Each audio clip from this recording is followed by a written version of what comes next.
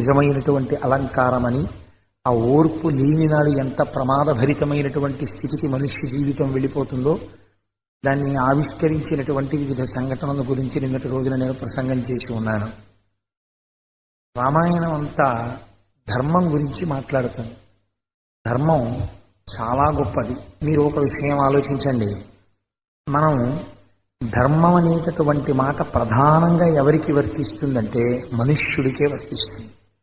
మిగిలినటువంటి వాటికి అన్నిటికీ కలిపి పశువులన్నింటికీ ఒక్కటే ధర్మం, పశుధర్మం. పశుధర్మో నమే ప్రీతిం జనయత్యతి దారుణం ప్రతీక్షస్వముని శ్రేష్ఠ యావద్భవత యామిని అంటుంది దేవి భాగవతంలో వ్యాస భగవానుడు. పశువులకి ఒక్కటే ధర్మం. ఆకలి వేసిందనుకోండి, శౌచమా అశౌచమా, ఇది తినచ్చా తినకూడదా, ఇది ముట్టుకోవచ్చా ముట్టుకోకూడదా, ఇలా ఏం ఉండదు. కలియబడిపోవడం, తమ ఆకలిని తీర్చుకోవడం. అలాగే దానికి ఒక కామప్రచోదనం కలిగితే దానికి ఏం వావి వరస పాటించవలసిన అవసరం దానికి ఏం ఉండదు. అది తన కామసుఖాన్ని పొందడం కోసం వావి వరసలు లేకుండా ఆనందాన్ని అనుభవిస్తుంది. కానీ మనుష్యుడి దగ్గరికి వచ్చేటప్పటికి ధర్మము అన్న మాట చాలా ప్రధానమైనటువంటిదై ఉంటుంది. మనకి ఈ రెండు మాటలు వినపడుతుంటాయి, సత్యము ధర్మము. ఈ రెండు చాలా తరచుగా వాడుతుంటాం మనం. వీటికి సంబంధించినటువంటి విషయాల్ని రామాయణం అంతా అంతర్లీనంగా ఒక ప్రవాహం కింద వెడుతుంటుంది. ఎందుచేత అంటే వేదవేద్యే పరే పుంసీ జాతే దశరథాత్మజే వేద ప్రచేత సాదాసీత్ సాక్షాత్ రామాయణాత్మన. వేదము చేత ప్రతిపాదింపబడినటువంటి పరబ్రహ్మస్వరూపము రామచంద్రమూర్తి నడిచి భూమి మీదకి వచ్చింది కనుక, రామాయణము వేదోపబృంహణమైంది కనుక సత్యధర్మములను గురించి రామాయణం ఆవిష్కరిస్తుంది. సత్యమనేటటువంటి పదార్థము ఎన్నడూ మారనిది. దానికి షడ్వికారములుండవు. అది ఎప్పుడూ ఉంటుంది. ఎప్పుడూ ఉండే పదార్థం ఒకటి లేకపోతే మారేటటువంటి వస్తువుకి ఆధారమైనటువంటిది ఒకటి ఉండదు. ధర్మం ఆలంబనమై ఉంటుంది. ఈ ధర్మం మారిపోతుంది, సత్యం మారదు. సత్య వస్తువు ఎల్లకాలముల యందు ఒకలాగే ఉంటుంది. ధర్మం అలా ఉండదు, కాలమును బట్టి మారిపోతుంది. మీరు ఉన్నటువంటి ఆశ్రమాన్ని బట్టి మారిపోతుంది ఉంటుంది. ఎప్పుడు మీరు ఏ ధర్మంలో ఉన్నారో, ఏ పాత్రలో ఉన్నారో మీరు గుర్తెరగాలి. గుర్తిరిగి నేను ప్రస్తుతం ఈ పాత్రలో ఉన్నాను కనుక మీరు ఆ పాత్రకి తగినటువంటి నడువడిని కలిగి ఉండడమే ధర్మం అని పేరు. అయితే ధర్మానికి సంబంధించి ఒక పెద్ద ప్రశ్న వస్తుంది. ధర్మం అనగానేమి అంటే దాని గురించి వ్యాఖ్యానం చేశారు. ధ్రియతేవా జనయిరితి ధర్మం. ఇది ఎవరి చేత ధరింపబడుతుందో ఆ ధరింపబడిన దానికి ధర్మం అని పేరు. ధరింపబడడం అంటే ఏమిటండి? ఇప్పుడు నేను ఈ పంచెని ధరించి ఉన్నాను, ఏదో ఈ లాల్చీ ధరించి ఉన్నాను, ఒక ఉత్తరీయమును ధరించి ఉన్నాను. అలాగే ధర్మము అనగా ధరింపబడినది. మీరు ధర్మాన్ని అనుష్ఠానం చేస్తే ధర్మం మిమ్మల్ని రక్షిస్తుంది. ధర్మం అనుష్ఠాన పర్యంతం రాకుండా కేవలం తెలిసి ఉందంతే. ఆయనకి తెలుసు, ధర్మం తెలుసు, ఇది ధర్మము స్పష్టంగా తెలుసు. కానీ ఆయన ఆచరణలో పెట్టడు దాన్ని. అది ఎక్కడి వరకు పనికి వస్తుందంటే అది తెలుసుకోవడానికి పనికి వస్తుందంతే. అప్పుడు ఉపయోగపడుతుందా? ఉపయోగపడదు. ధర్మము తెలుసుకోవడం వల్ల ధర్మమునకు ప్రయోజనము లేదు. సంధ్యావందనం ఉదయం వేళ చెయ్యాలి, నాకు తెలుసు, నేను సంధ్యావందనం చెయ్యను అనుకోండి, నేను ఒక భ్రష్టుడను, సంధ్యాభ్రష్టుడు, వాడికి సంధ్యావందనం చెయ్యదు. అలాగే ఒక తండ్రి దగ్గరికి వెళ్ళి ఎలా ప్రవర్తించాలో అలా కొడుకుగా ప్రవర్తించి తల్లిదండ్రులకి బ్రతికున్నంత కాలము తల్లిదండ్రుల్ని సంతోషంగా మర్యాదగా ఆనందంగా ఉండేటట్టు చూడడం, ఆ తల్లిదండ్రులు శరీరాన్ని విడిచిపెట్టినప్పుడు వాళ్ళకి గయాశ్రాద్ధం పెట్టడం, ప్రతి సంవత్సరం వాళ్ళు శరీరాన్ని విడిచిపెట్టినటువంటి తిథిని జ్ఞాపకం పెట్టుకుని శ్రద్ధతో శ్రాద్ధమును పెట్టడం. ఇది చేస్తే పుత్రధర్మాన్ని నెరవేర్చినట్టు. ఈ ధర్మాన్ని నెరవేర్చలేకపోయాడు అనుకోండి, వాడికి తెలుసు శ్రాద్ధం పెట్టాలని, పెట్టడం. అప్పుడు వాడు ధర్మభ్రష్టుడు, వాడు ఆ ధర్మమును ఆచరించలేదు. ఆచరించని ధర్మము మీకు ప్రయోజనవంతము కాదు, మీకు ఫలితమును ఇవ్వదు. మీకు ఏది ఫలితాన్ని ఇస్తుంది? ధర్మము ఫలితాన్ని ఇస్తుంది. మీరు ధర్మ ఆచరణము చేస్తే ఆచరించినటువంటి ధర్మము మీకు రక్షణ కవచమై నిలబడుతుంది. లేకపోతే నేను బాగా విభూతి పిండికట్లు పట్టుకుని ఇంత పెద్ద బొట్టు పెట్టుకుని ఇంత పెద్ద పంచె కట్టుకుని వచ్చాను అనుకోండి, అప్పుడు ఆయన్ని చూసి అయ్యో కోటేశ్వరరావు చాలా భక్తులు, అందరూ నాకు నమస్కారం చేస్తారు అని నేను అలా నటించాను అనుకోండి, అప్పుడు దాన్ని ధర్మం అనరు. ధర్మము త్రికరణ శుద్ధిగా ఉంటుంది. తాను ఏది చేస్తున్నాడో అది తనను రక్షిస్తుందని చేస్తాడు తప్ప ఆ ధర్మము వేరొకరెవరో అది చేస్తే పొగుడుతారని చేసినటువంటి దాన్ని ధర్మము అని పిలవరు. మా అమ్మ బ్రతికున్నప్పుడు నేను అన్నం పెట్టాలి. ఎందుకు పెట్టాలి? కోటేశ్వరరావు వాళ్ళ అమ్మగారిని బాగా చూశారని పొగడ్డానికి అన్నం పెట్టకూడదు. అది నా బాధ్యత, అందుకు అన్నం పెట్టాలి. నా తండ్రిని నేను పోషించాలి, నా బాధ్యత, నా ధర్మం, నేను పోషించాలి. కర్తవ్యం, అది చేసి తీరవలని విహితము. అందుకే కర్తవ్యం అన్న మాట మనకి శాస్త్రంలో ఎక్కువ వాడతారు. బాధ్యత అన్న మాట అసలు ఎక్కడ వాడరు. కర్తవ్యాన్ని మీరు చెయ్యలేదనుకోండి, ఈశ్వరుడు ఒకడు ఉన్నాడు, చూస్తూ ఉంటాడు. కర్తవ్యం మీరు చెయ్యకపోతే ఈశ్వరుడి చేత శిక్షింపబడతారు. ఏమిటి అపోహ అంటే, చాలాసేపు పూజ చేస్తే చాలు. ఒక గదిలో కూర్చుని ఏదో ఒక భగవన్మూర్తిని పెట్టుకుని ఒక 5 గంటలు పూజ చేశాడు అనుకోండి, అలా పూజ చేసేస్తే భగవంతుడు నన్ను చాలా మెచ్చుకుంటాడు. లేకపోతే ఒక పెద్ద మారేడు రొట్ట పట్టుకొచ్చి లక్షపత్రి పూజ చేసేస్తే ఈశ్వరుడు నన్ను మెచ్చుకుంటాడు. లేకపోతే మడిబట్ట కట్టుకుంటే నన్ను ఈశ్వరుడు మెచ్చుకుంటాడు. మడిబట్ట కట్టుకోవద్దని నేను అనను. శౌచం ఉండాలి, ఆచారం ఉండాలి. ఆచారము మీ ధర్మనిష్టను నిలబెడుతుంది, కాబట్టి ఆచారం ఉండవలసిందే. కానీ ఇది ప్రధానమని మీరు అనుకున్నారనుకోండి, కేవల పూజ మిమ్మల్ని రక్షించదు. నేను పరిశీలన చేయండి. రాముడు తపస్సు చేసినట్టు రామాయణంలో ఎక్కడైనా రాశారా వాల్మీకి మహర్షి? ఎక్కడా లేదు. రాముడు ఇన్ని సంవత్సరాలు తపస్సు చేశాడు అని మీకు రామాయణం మొత్తం మీద లేదు. రావణాసురుడు తపస్సు చేశాడా? రావణాసురుడు తపస్సు చేశాడు. వేదం రాముడు చదువుకున్నాడా? చదువుకున్నాడు. రావణాసురుడు వేదం చదువుకున్నాడా? చదువుకున్నాడు. రాముడు పూజ చేశాడా? పూజ చేశాడు. రావణుడు పూజ చేశాడా? పూజ చేశాడు. రాముడికి తేజస్సుందా? ఉన్నది. రావణుడికి తేజస్సున్నదా? అద్భుతమైన తేజస్సున్నది. మరి రావణుడు ఎందుకు లోకకంటకుడయ్యాడు? అదే రావణాసురుని యొక్క భార్య అయినటువంటి మహాపతివ్రత మండోదరి ఫోటో ఎక్కడా ఉండదు. మండోదరి ఫోటో ఉన్న ఇల్లు నాకు చూపించండి. ఏమిటి ఆవిడ కర్మ? ఆవిడ పతివ్రత కాదేంటి? మహాపతివ్రతల లిస్టులో మండోదరి ఒకటి ఉంది, తార ఉన్నది. సీతమ్మ తల్లి మహాపతివ్రత. సీతమ్మ తల్లి ఫోటో లేని ఇల్లు చూపించండి. సీతమ్మ తల్లి ఫోటో ప్రతి ఇంట్లో ఉంటుంది, మండోదరి ఫోటో ఒక్క ఇంట్లో ఉండదు. సీతమ్మకి మండోదరికి తేడా ఏమిటి అని నన్ను అడిగారు అనుకోండి, నేనంటాను ఏమీ లేదంటాను. ఏమీ లేదండి, ఇద్దరు మహాపతివ్రతలు అంటాను నేను. కాకపోతే ఒక్కటి తేడా చెప్పవలసి వస్తుందేమో, సీతమ్మ అయో నిజ అని చెప్పాలేమో, అంతే. పాతివ్రత్యానికి సంబంధించి ఇద్దరు మహాపతివ్రతలు. మరి మండోదరి ఫోటో ఎందుకు లేదు మీ ఇంట్లో? మండోదరికి పూజా విధానం ఎందుకు లేదు? మండోదరిని ఎవరు ఎందుకు పూజ చేయరు అంటే, ఆవిడ ఎంత మహాపతివ్రత అయినా ఆవిడ దురదృష్టం, భర్త అటువంటి వాడు. అందుకే 7 తరాలు అటు ఇటు చూడండి అంటారు. ఆడది ఉద్ధరింపబడేది దేనివల్ల ఉద్ధరింపబడుతుందో తెలుసా అండి? భర్త ఐశ్వర్యం వల్ల ఉద్ధరింపబడదు. భర్త పొగరుబోతుతనానికి ఉద్ధరింపబడదు. వాడు ఎక్కడో వెతుక్కుని వాడు ఇంత గుణాన్ని చూసుకుని మురిసిపోవడాన్ని బట్టి ఉద్ధరింపబడదు. అలా మురిసిపోయాడు రావణాసురుడు. ఏం ఉద్ధరింపబడింది? మండోదరి చచ్చిపోతే తద్దినం పెట్టడానికి కొడుకు లేడరా, నీ వల్ల నా కొడుకు ఇంద్రజిత్ చచ్చిపోయాడు ఏడిచింది రావణాసురుడు చచ్చిపోయినప్పుడు. ఏమిటి మిగల్చాడు రావణాసురుడు? మరి అదే రామచంద్రమూర్తి సీతమ్మని ఎంత ఉద్ధరించారు? ప్రతి ఇంట ఎన్ని యుగాలైనా సీతమ్మ తల్లి ఫోటోలే. చేయి పట్టినటువంటి పురుషుడి వలన స్త్రీ పూజనీయతని పొందుతుంది. ఆయన వలన ఆవిడ నమస్కార యోగ్యతని పొందుతుంది. అందుకే భర్త చేసిన పుణ్యంలో సగభాగం భార్యకి వెళ్ళిపోతుంది. ఆవిడ ఏ పూజ చేసింది చెయ్యలేదు చూడరు. ఈయన చేశాడు పుణ్యం, ఇందులో సగభాగం ఆవిడకి వెళుతుంది. ఆవిడ పూజ చేసింది, ఈయనకి వెయ్యరు.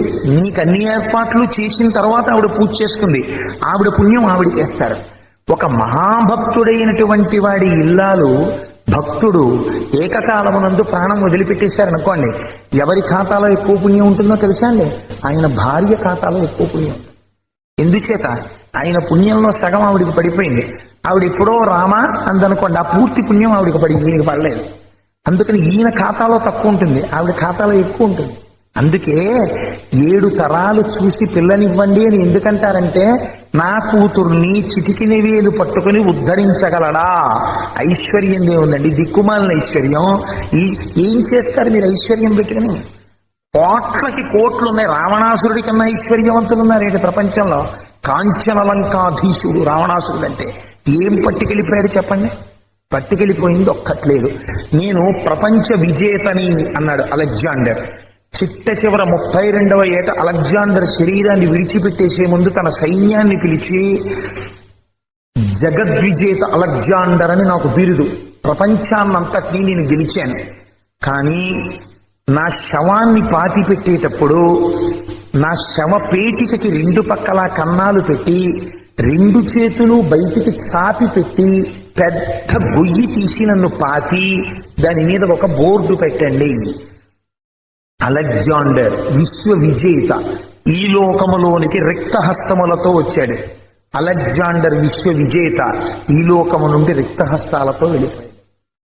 మధ్యలో సంపాదించిన విశ్వ విజేత బిరుదు ఆయనతోనే వెళ్ళిపోయింది.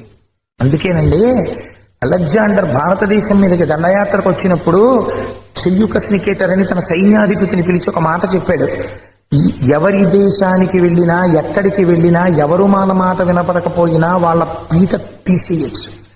భారతదేశంలో మాత్రం కొంతమంది గడ్డాలు పెంచుకుని గుహల్లో కూర్చుని తపస్సు చేస్తూ ఉంటారు. వాళ్ళ దగ్గరికి వెళ్ళినప్పుడు చాలా జాగ్రత్తగా ప్రవర్తించండి అని చెప్పాడు. ఒకసారి చూశాడు, ఎందుకు చెప్పాడు అలెగ్జాండర్ అని.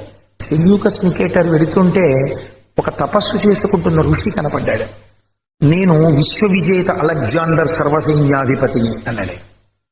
ఆయన కళ్ళు విప్పి చూసి, ఓహో అలాగా, ఆ జింక చర్మం తెచ్చుకో కూర్చోండి.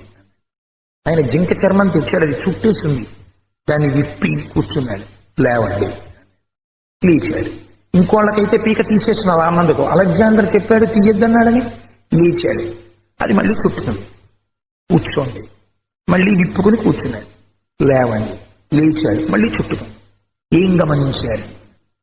ఏమిటి గమనించడం? కూర్చోమన్నావు కూర్చున్నాను, లేమన్నావు లేచాను కాదు.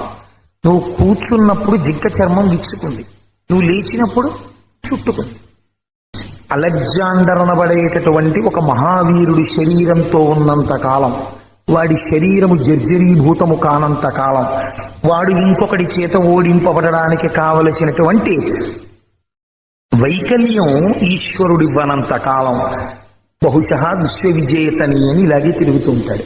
అందరూ ఇలా తలలు ఉంచుతారు. భారతదేశం కూడా తల వంచినట్టు కనపడుతుంది. లేచిపోగానే ఏమైంది? చుట్టుకుపోయింది. అలెగ్జాండర్ శరీరం వెళ్ళిపోగానే మళ్ళీ ఎవడి రాజ్యాలు పడింది. ఈ మాత్రం దానికి ఏమిటి సాధిద్దామని మీరు ఇంత అల్లరి పడుతున్నాడని అడిగాడు. తెల్లబోయాడు సెల్యూకస్ నికేటర్. అది ఈ జాతి వారసత్వం. తను ఏం చేస్తే దాన్నే ధర్మం అని చెప్పి బుకాయించగలిగినటువంటి ఒక అడ్డగోలు నడువడి కూడా రావణాసురుడికి తెలుసు. రాముడికి ఏం తెలుసో తెలుసా అండి? అసలు ధర్మం ఏదో అది పాటించడం ఒక్కటే రాముడికి తెలుసు. ధర్మం నేను ఒక మాట చెప్పి ఇది ధర్మం అని అనొచ్చా అంటే, శంకరాచార్యులు వారు జగద్గురువులు కాబట్టి వారు చెప్పారు. మహానుభావులు ఎంత అద్భుతంగా మాట్లాడారో తెలుసా అండి శంకర భగవత్పాదులు ధర్మం గురించి. ఆయన అన్నారు, వాక్యార్థశ్చ విచార్యతాం శృతిశిర పక్ష సమాశ్రీయతాం దుస్తర్కాస్తు విరంయతాం శృతిమత తర్కోనుసంధీయతాం వేదో నిత్యమధీయతాం తదుదితం కర్మ స్వనుష్ఠీయతాం. శంకరాచార్యులు వారి అవతారం చాలించేస్తున్నప్పుడు శిష్యులు అడిగారు, మీ సమస్త బోధల సారాంశమును మాకు అందించండి. అప్పుడు శంకరులు చెప్పినటువంటి మాటలు ఆయన అంటారు, వాక్యార్థస్య విచార్యతాం. ధర్మము అంటే నీవు చెప్పినది ధర్మము కాదు. ధర్మమును చెప్పడానికి నువ్వు సరిపోవు. ఇది ధర్మము అని నీ సొంతంగా నువ్వు చెప్పకూడదు. ధర్మము ఏదని చెప్పాలి? శృతిశిర పక్ష సమాశ్రీయతాం. శృతి ఎలా మాట్లాడుతోందో, వేదం ఏం చెప్తోందో అది ధర్మం తప్ప, వేదం ఒకటి చెప్తే నువ్వు ఒకలా చెప్పి నేను చెప్పాను కాబట్టి ఇది ధర్మం అని నువ్వు మార్చేస్తే అది ధర్మము కాదు. కాబట్టి ఏం చేయాలి? దుస్తర్కాస్తు విరంయతాం. అక్కడి నుంచి వేదం అలా చెప్తే మాత్రం ఇలా ఎందుకు చెప్పకూడదండి? ఇది తేలిక కదా, ఇలా చేస్తే బాగుంటుంది కదా, అలా చేస్తే కష్టం కదా అని నువ్వు వాదిస్తానని అనుకుంటే ఒకటి గుర్తుపెట్టుకో, నువ్వు చేస్తున్న వాదన దుస్తర్కం, దానివల్ల ప్రయోజనం ఉండదు, పాడైపోతావు. ఈశ్వరుడు ఇచ్చినటువంటి మాట నువ్వు తప్పుగా ఉపయోగించినట్టు. దుస్తర్కాస్తు విరంయతాం, తప్పుడు వాదనలు వాదించకు పెద్దలతోటి. ఏం చేయాలి? శృతిమతస్తర్కోనుసంధీయతాం, వేదం ఏం చెప్పాలనుకుంటోందో దానికి తగినట్టుగా నీ మాట మాట్లాడడం నేర్చుకో. వేదో నిత్యమధీయతాం, ప్రతిరోజు వేదం చదువుకో. తదుదితం కర్మ స్వనుష్ఠీయతాం, వేదం ఎలా చెప్పిందో అటువంటి కర్మలే చెయ్యి. వేదం ఎలా చెప్పిందో అలా ప్రవర్తించు. అది ధర్మము. అటువంటి ధర్మాన్ని నువ్వు పాటిస్తే దాని వలన నువ్వు లోకములో ఉత్తమమైనటువంటి స్థితిని చేరుకుంటావు. ఈ ధర్మం ఏదుందో దాన్ని నువ్వు పట్టుకోవాలి. ఏ పురుషార్థములు, మీరు ఏ పూజ చేయండి ఏమంటారు?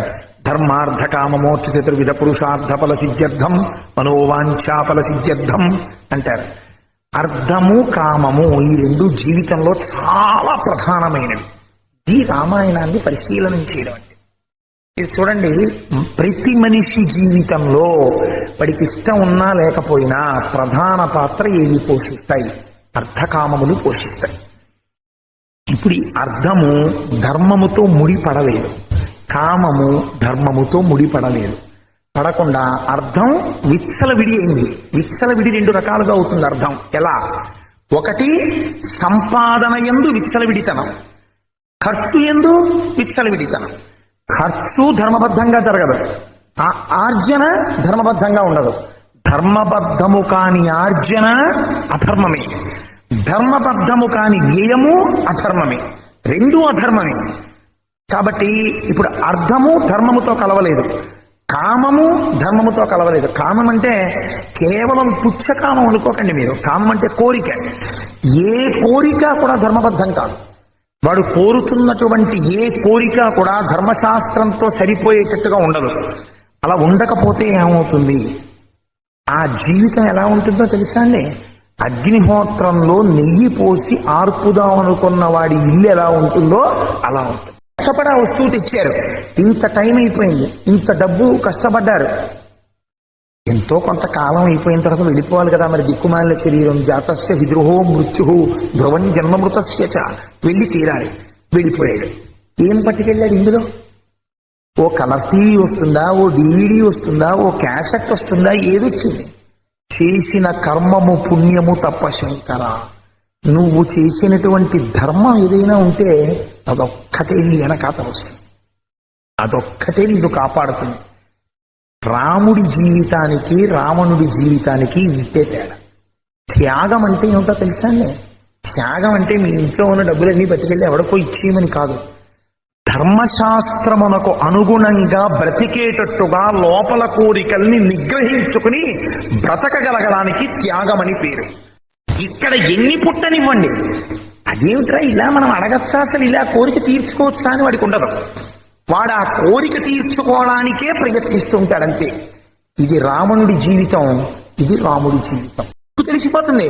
ఇప్పుడు కేవల కథగా వింటలేదు, కేవల కథగా విన్నా మృత సంజీవనియే రామాయణం. కేవల కథతో పాటు రామాయణమునందు అంతర్లీనమైనటువంటి రహస్యాన్ని పట్టుకుంటున్నాడు, పట్టుకుని నిత్య జీవితంలోకి తెచ్చుకుంటున్నాడు. తను ఎప్పుడు రావణుడైపోతున్నాడో పసిగట్టేస్తున్నాడు. నాకు ఈ కోరిక లోపల నుంచి పుడుతోంది, అందుకే రావణుడి కాష్టం రగులుతూనే ఉంటుందిరా అన్నారు. ఎప్పుడూ ఇక్కడ రావణుడు పుట్టడానికే చూస్తూ ఉంటాడు. నువ్వు నిగ్రహించాలంటే రాముడిని ఎదురుగుండా నిలబెట్టాలి. రాముడి నిలబడితే రావణుడు పడుకుంటాడు. నువ్వు రాముణ్ణి గుండెల్లో పెట్టుకుంటే నువ్వు కూడా రాముడి అవుతావు. నువ్వు రావణుడి గుండెల్లో పెట్టుకుంటే నువ్వు కూడా రావణుడి అవుతావు. నీకు లోపల పెట్టిన కుర్చీ మీద ఎవరిని కూర్చోపెట్టుకోవాలో నీకు స్వాతంత్రం. నిన్నెవ్వరూ నిగ్రహించరు. ఏమండి రాముణ్ణి కూర్చోపెట్టుకోండి అని ఎవరు చెప్పరు. నీ ఇష్టం, నువ్వు రావణుడిని కూడా కూర్చోపెట్టుకోవచ్చు. అప్పుడు నువ్వు రావణాసురుడు అవుతావు అంతే.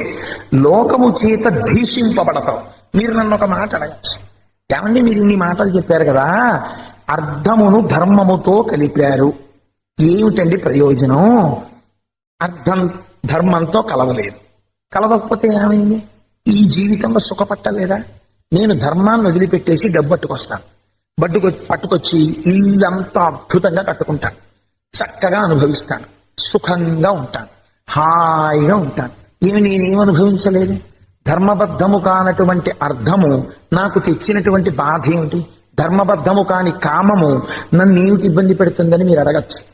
ధర్మబద్ధము కాని అర్థము, ధర్మబద్ధము కాని కామము రెండు ఫలితాలు ఇస్తాయి. జాగ్రత్తగా జీవితంలో జ్ఞాపకం పెట్టుకోండి. ఒకటి, ధర్మబద్ధము కాని అర్థము వరద కింద వచ్చి ఇంట్లో పడిపోతుంటే చూసేటటువంటి లోకం అన్నది ఒకటి ఉంటుంది. ఈ లోకం ఏం చేస్తుందంటే ద్వేషమును పెంచుకుంటుంది.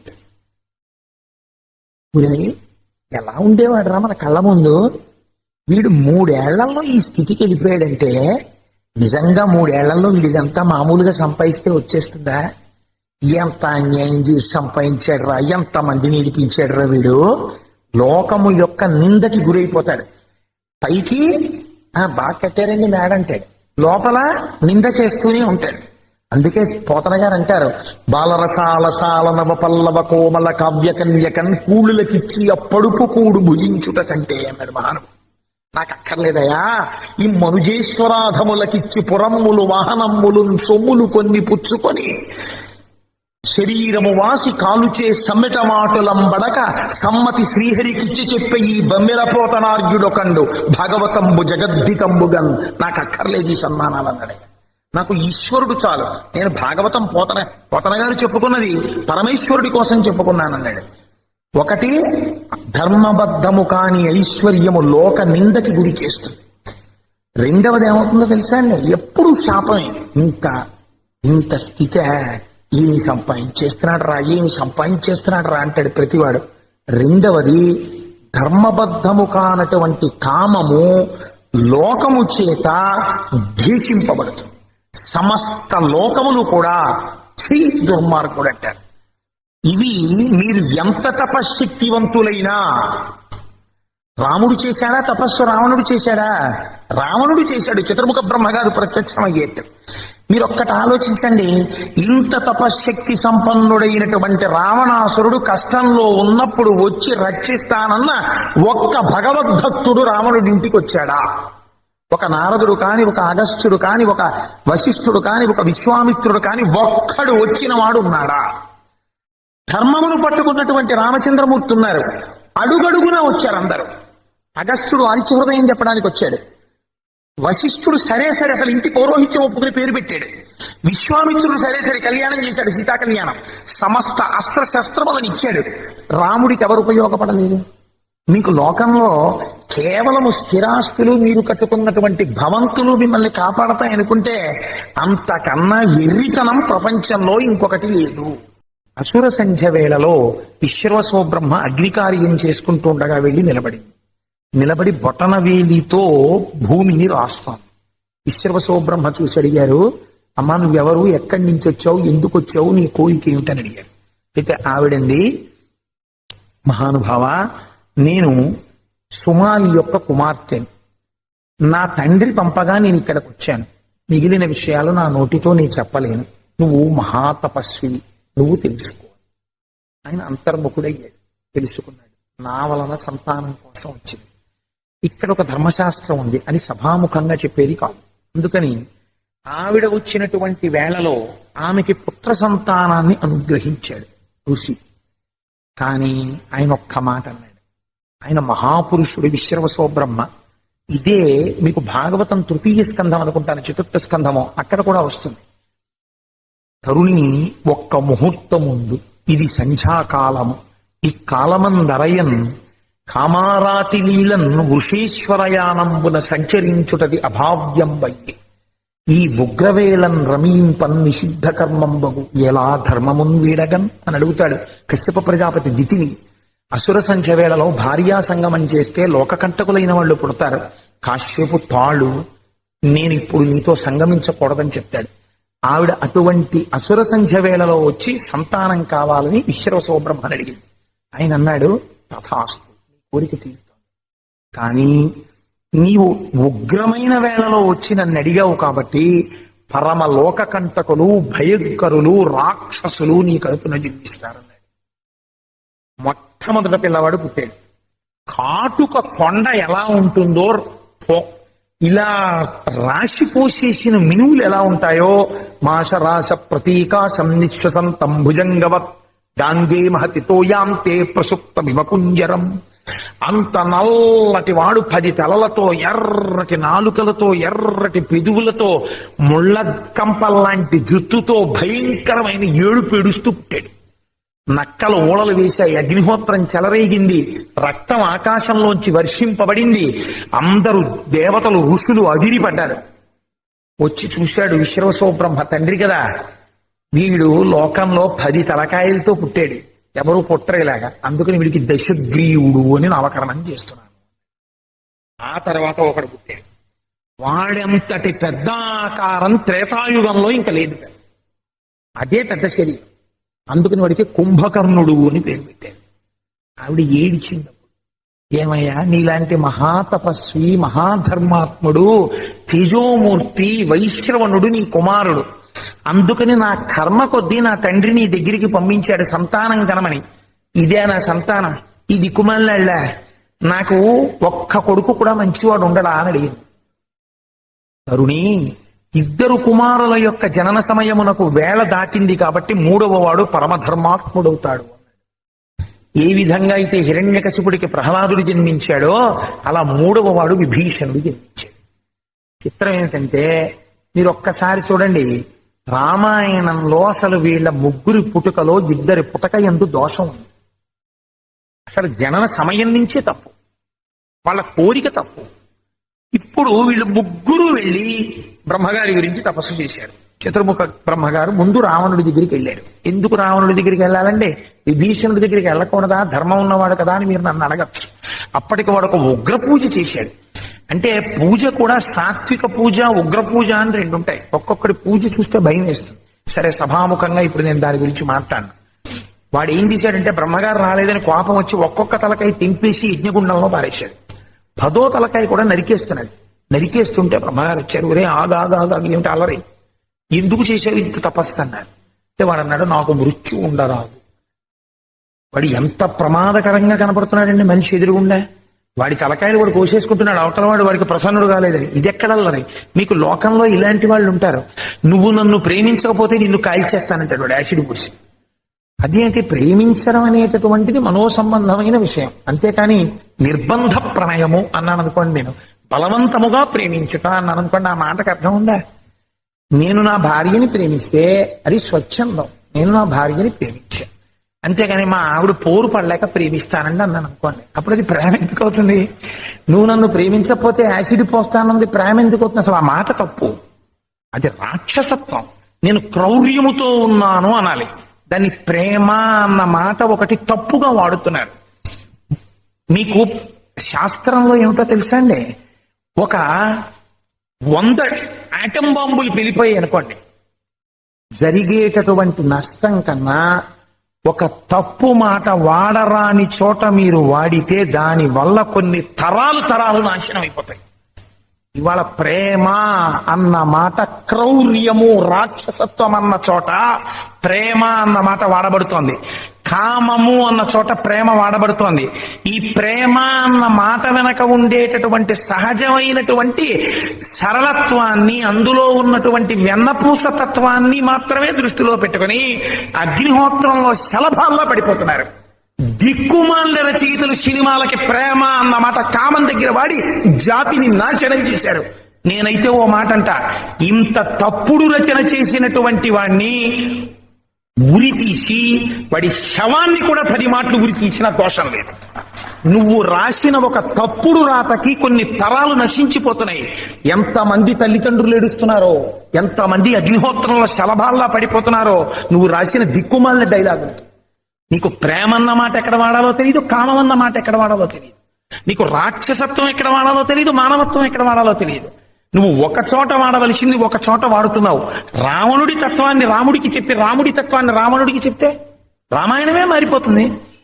కామము దగ్గర ప్రేమ అన్న మాట వాడుతున్నారు. ఇది ఎలా ఉంటుందంటే అమృతము అని చెప్పి విషం తాగించడంతో సమానం.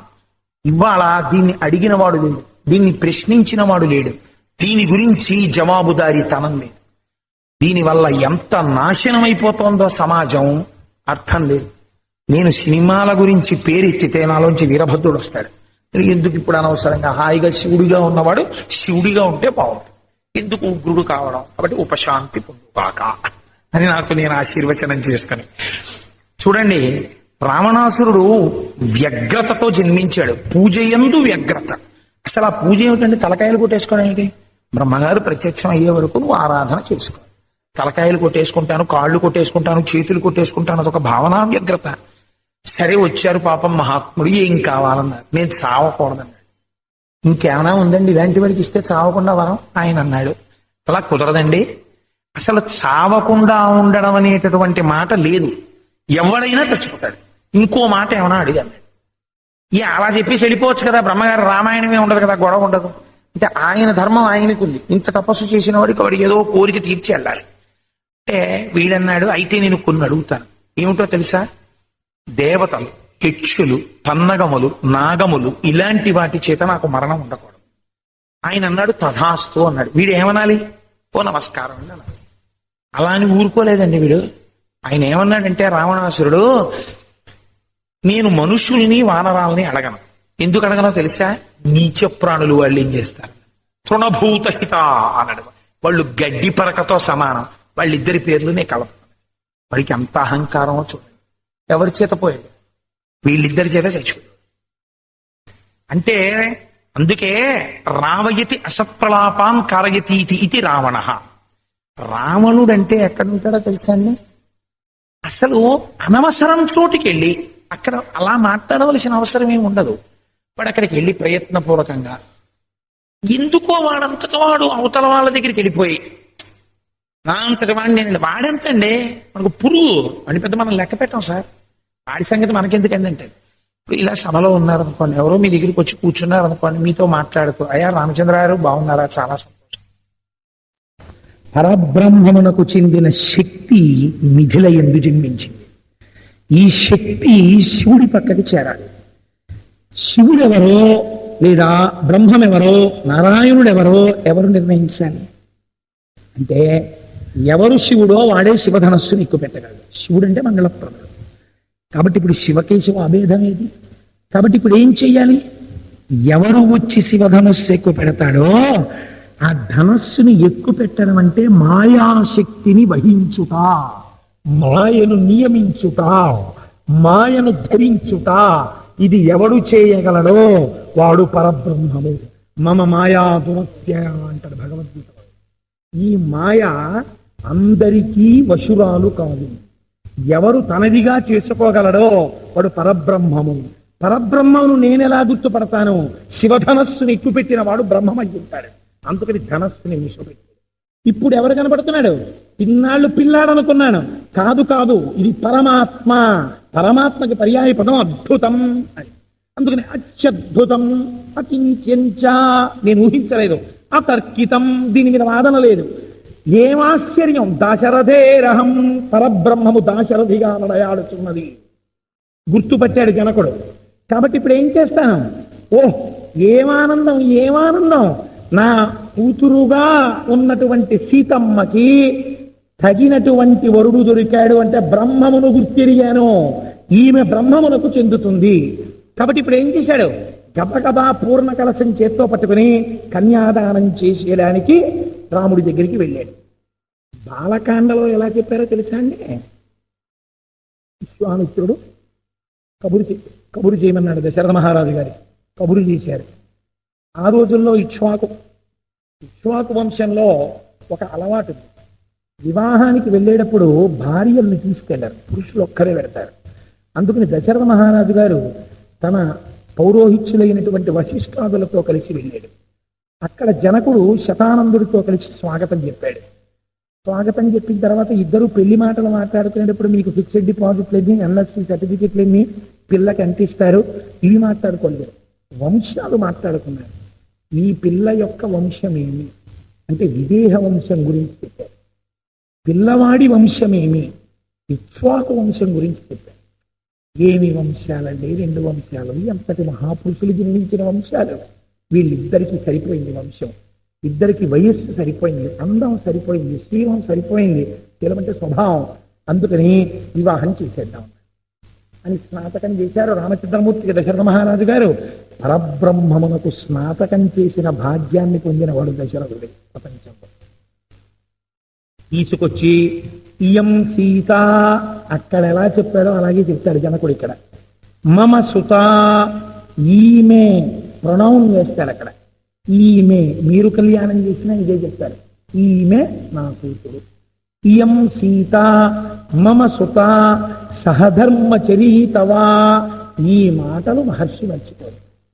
ఈమె సహధర్మచరీతవా, నీతో కలిసి ధర్మమునందు నడుస్తుంది.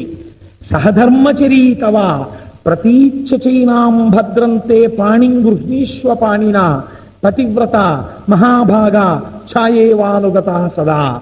ఈ పిల్ల ఇక ముందు ఇతపూర్వం నోములు నోచింది, ఇతపూర్వం పూజలు చేసింది. దేని కొరకు తెలుసా? మంచి భర్త రావాలి. ఇప్పుడు కూడా నోములు నోస్తుంది, పూజలు చేస్తుంది. దేని కొరకు తెలుసా? పతివ్రత, నీ యొక్క అభ్యున్నతి కొరకు చేస్తుంది. అందుకని పతివ్రత మహాభాగ ఛాయేవానుగత సదా. నీ నీడ నీ వెంట ఎలా వెడుతుందో ఈమె నీ వెంట అలా వెడుతుంది. నీ నీడ నిన్ను విడిచిపెట్టదు కదా, అలాగే ఈమె కూడా నిన్ను విడిచిపెట్టదు అని వాళ్ళిద్దరి చేతులలో చేతులు వేసి, ఆ రోజులలో పాణిగ్రహణం ప్రధానం, పాణిగ్రహణం చేయించి భద్రంతే అని వివాహాన్ని పూర్తి చేశారు. బాలకాండలో చెప్పబడినటువంటి సీతా కళ్యాణం ఇక్కడ వరకు. ఇప్పుడు నేను దీన్ని అయోధ్యకాండలో సీతా కళ్యాణంతో కలుపుతాడు. అదేంటంటే 2 సార్లు జరిగిందా సీతా కళ్యాణ ఘట్టాన్ని ఎప్పుడైనా రిపీట్ చేశారా మళ్ళీ సరదాగా ఉంటుందని?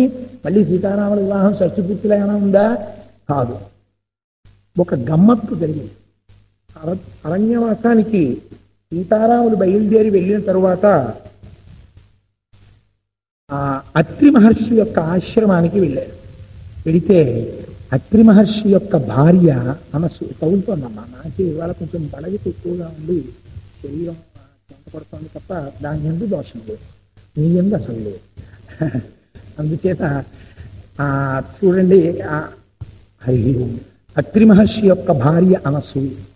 ఆ అనసూయ సాధ్వి మహాపతివ్రత.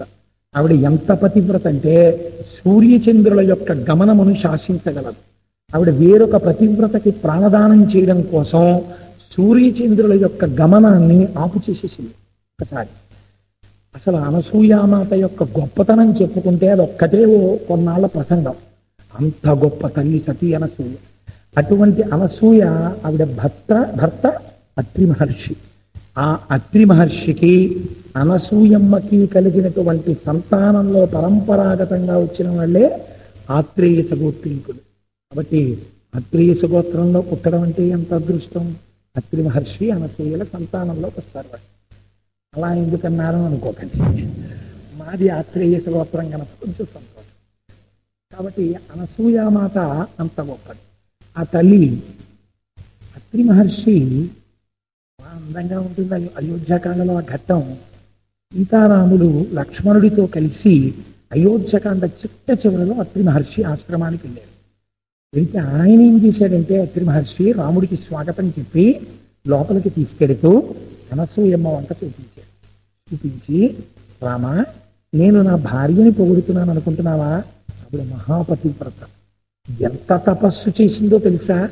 ఆవిడ తపశ్శక్తితో సూర్యచంద్రుల గమనాన్ని ఆపేసింది. సూర్యోదయాన్ని చంద్రోదయాన్ని ఆపితే వేరొక పతివ్రత ప్రాణాలు నిలబడ్డాయి, సతీ సుమతివి. అంత గొప్ప తల్లి ఆవిడ. దేశమంతా క్షామం వస్తే తన తపశ్శక్తితో అన్నదానం చేసింది. అటువంటి అనసూయ ఆవిడ ఇప్పుడు ఎలా ఉందో చూశావా అన్నాడు. ఒడిలిపోయి శరీరం అంతా ముడతలు పడిపోయి గడగడ గడగడ ఉడికిపోతుంటే తలంతా ముగ్గుబుట్ట అయిపోయి గాలికి కదిలిపోతున్నటువంటి అరటి చెట్టు ఎలా ఉంటుందో అలా ఉంది ఆవిడ. ఆవిడ వంక చూసి అత్రి మహర్షి అంటాడు, ఒక ఇంటికి అతిథి వస్తే ఒక యజమాని మాట్లాడే మాట ఆయన సంస్కారాన్ని కొడుతుంది. అత్రి మహర్షి సీతమ్మ వంక చూసి అనసూయ వంక చూసి అంటాడు, అనసూయ మహాభాగ తాపసీ ధర్మచారిణి ప్రతిగృహ్ణీష్వ వైదేహి అంటాడు. ఆవిడ అనసూయాం మహాభాగాం తాపసీం ధర్మచారిణీం. ఈ మాట మహర్షి వదలరండి అసలు. ధర్మచారిణీం, అపారముగా ధర్మము తెలుసున్నది, ధర్మమును అనుష్ఠించినది. కాబట్టి ధర్మచారిణీం ప్రతిగృహ్ణీష్వ వైదేహీం అబ్రవీదృషిసత్తమః. ఓ అనసూయ, సీతమ్మ చేపట్టుకుని లోపలికి తీసుకెళ్ళు. ఇది మహర్షి అండి ఏ ఒక్క చిన్న సన్నివేశాన్ని వదిలిపెట్టరు. మనం ఇంటికి ఎవరైనా కొత్త దంపతులు వచ్చారనుకోండి, మన ఇంటికి వస్తే ఆడపిల్ల కొత్తగా పెళ్ళయింది, ఏదో వచ్చింది, పాపం ఇప్పుడు ప్రస్తుతం కొంచెం కష్టంగా ఉంది, ఆవిడ్ని అందరితో పాటు కూర్చోపెట్టుకున్నారనుకోండి, ఆ పాపం ఆవిడ కొంచెం చిన్నబుచ్చుకుంటుందేమో అనో, లేకపోతే ఇంటికి వచ్చినటువంటి ఆవిడ మగవాళ్ళ మధ్యలో కూర్చోబెడితే కించిత్ సిగ్గుపడుతుందేమో. అయ్యో నిజ, జనక మహారాజు గారి కుమార్తె, దశరథ మహారాజు గారి పెద్ద కోడలు, రామచంద్రమూర్తి ఇల్లాలు అరణ్యంలో నడిచి రాలేదండి, పేరు మాట నీ ఇంటికి వచ్చింది, నీ సంస్కారం ఏమైంది? అందుకు నాయన అన్నాడు, ప్రతిగృహ్ణీష్వ వైదేహీం. అనసూయ, ఇది పట్టుకుని సీతమ్మ లోపలికి తీసుకెళ్ళి. గొప్ప మాట అండి. తన భార్యని పిలిచి, ఏమో అమ్మాయిని లోపల కూర్చోబెట్టి అని అన్నారనుకోండి యజమాని, ఆవిడ గబగబా వచ్చి రామ్మ అని చేయి పట్టుకుని లోపలికి తీసుకెళ్లి కూర్చోబెట్టుకుని మాట్లాడేటప్పుడు ఇతపూర్వం ఎందరో కనపడ్డారు. అందరితో సీతమ్మ మాట్లాడింది, ఋషుల భార్యలతో. ఇప్పుడు సర్టిఫికెట్ ఇచ్చాడట్టి. ఈవిడ మహాభాగం, అటువంటి క్యారెక్టర్ లేదు ఇంక అనసూయ లాంటి క్యారెక్టర్. ఇప్పుడు అనసూయ మాట్లాడుతుంది. మాట్లాడితే ఎలా ఉండాలని అనసూయ మాట్లాడితే? పిచ్చి పిచ్చిగా అర్థం లేకుండా వెర్రిగా మాట్లాడితే బాగుంటుందా? సీతమ్మతో మాట్లాడాలి. ఎంత జాగ్రత్తగా ఉండాలి ప్రతి శ్లోకం. చతుర్ముఖ బ్రహ్మగారి వరం వాల్మీకి మహర్షికి, నువ్వు ఆచమనం చేసి కంఠం పట్టుకుంటే నీకు రామాయణం కళ్ళ ముందు కనపడుతుంది ఆయనకు. అందుకు రచిస్తున్నారు శ్లోకాలు. ఆవిడ అడిగింది, ఏమమ్మా నీవు వివాహం అవగానే కొద్ది కాలం ఆనందం అనుభవించిన తరువాత అరణ్యవాసానికి వచ్చేసావు అని నేను విన్నాను. చాలా కష్టాలు పడుతున్నావు తల్లి. అయితే నాకొక్క మాట అనిపిస్తుంది, లోకంలో కొంతమంది స్త్రీలు పురుషుడు ఐశ్వర్యమును కలిగి, అభ్యున్నతిని కలిగి, అధికారమును కలిగి, ఆరోగ్యమును కలిగి, దారుఢ్యమును కలిగి ఉన్నప్పుడు ఆయన్ని అనుగమించి ఉంటారు. వీటిలో ఏదైనా పురుషుడికి లోపం కలిగితే ఆయన పట్ల తిరస్కార భావమునందు ఉంటారు. ఇటువంటి స్త్రీలు దూష్యమైనటువంటి నడువడి కలిగినటువంటి వారు. ధర్మము తప్పి భర్తని గౌరవించకుండా, భర్త ఉపచారము చేయకుండా, భర్త పట్ల మర్యాద లేకుండా, భర్త శుశ్రూష లేకుండా ఎన్ని పూజలు చేసిన స్త్రీ అయినా, ఎన్ని నోములు పట్టిన స్త్రీ అయినా నాకు తెలుసున్నంత వరకు సూర్యచంద్రులంత కాలం నరకంలో ఉంటుందని నేను అనుకున్నాను. యథార్థమేనంటావా అన్నారు. ఎవరు చెప్తున్నారండి ఈ మాటలు? అనసూయమ్మ చెప్తాను. చెప్పి సీతమ్మ వంక చూస్తే సీతమ్మ తల్లి ఒక నవ్వునంది. నవ్వి, అమ్మా నువ్వు రాముడితో కలిసి అరణ్యవాసానికి వచ్చేసావని విన్నాను. సీతమ్మ, నువ్వు రాముడితో కలిసి అరణ్యవాసానికి వచ్చి అరణ్యవాసంలో రాముడితో కలిసి ఉండడంలో నీ మనస్సు ఏమీ బాధపడలేదు కదా? అయోధ్య నేలవలసిన వాడు అరణ్యాలు పట్టి తిరుగుతున్నాడు, ఆయనతో పాటు నేను తిరుగుతున్నాను, ఆయనతో పాటు కందమూలాలు తింటున్నాను, అడవిలో తిరుగుతున్నానని నీ మనస్సు కుందలేదు కదా? నువ్వు సంతోషంగానే ఉన్నావు. నిన్ను చూస్తే నాకు ఎంతో సంతోషంగా ఉందమ్మా. ఈ వయస్సులో భర్తను అనుగమించి వచ్చావు, ఎంత ధర్మం పాటించావు తల్లి అని. అంటే సీతమ్మంది పతి శుశ్రూష అన్నదే స్త్రీకి పరమధర్మమమ్మా అందావిడ. అంటే సీతమ్మ తల్లి జవాబు చెప్తుంది. ఒక అద్భుతమైనటువంటి శ్లోకం చెప్తుంది. ఇప్పుడు చదివాను రామాయణం, ఇన్ని కాండలు అస్తమానం గుర్తుంటాయా? కానీ ఒక ప్రయత్నం చేస్తాను. ఆ సీతమ్మ తల్లి అంటుంది అనసూయమ్మతోటి, అమ్మా ప్రాణి ప్రధాన కాళీ చ యత్పురా అగ్నిసన్నిధౌ అనుశిష్టా జనన్యాస్మి వాక్యం తదపి మే ధృతం. గొప్ప శ్లోకం చూడండి.